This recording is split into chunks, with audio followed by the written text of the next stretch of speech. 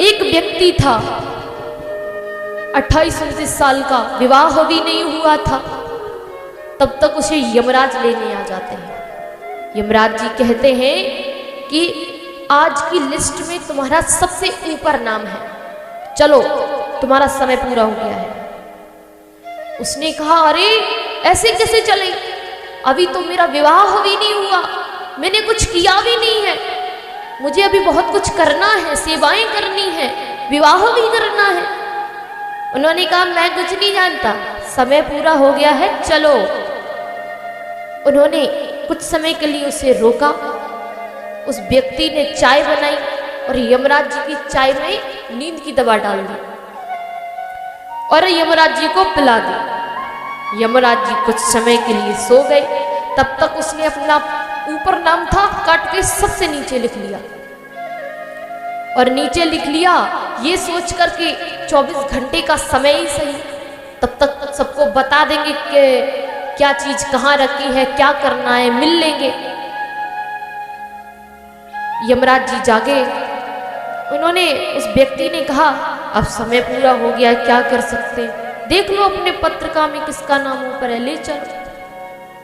यमराज जी ने कहा कि तुमने मेरी बड़ी सेवा की है, तो आज मैं नाम ऊपर से नहीं सबसे नीचे से शुरू करूंगा। कहानी यहीं समाप्त नहीं होती। वो व्यक्ति भगवान के पास गया। भगवान ने कहा अरे लालची व्यक्ति सुन, तू करता वही है जो मैं चाहता हूं, तू करता वही है जो तू चाहता है, पर होता वही है जो मैं चाहता हूं। तू करता वही है जो तू चाहता है, पर होता वही है जो मैं चाहता हूं। तो तू कर वही जो मैं चाहता हूं, फिर होगा वही जो तू चाहता है। इंसान को कोई भी काम अपने दिमाग, अपने मन से नहीं करना चाहिए, बस भगवान पर छोड़ देना चाहिए। बस भगवान पर भरोसा करो कि भगवान इस काम की शुरुआत करने का सोचा है, पर पता नहीं पूरा होगा या नहीं होगा, आप कृपा करेंगे तो अवश्य होगा। एक व्यक्ति था, उसके आगे हमेशा 4 कदम उसे दिखते थे। वो चलता था तो उसे 4 कदम दिखते थे, तो वो सोच लेता था, समझ लेता था कि 2 मेरे पैर हैं, 2 भगवान के पैर हैं, भगवान जी मेरे साथ हैं।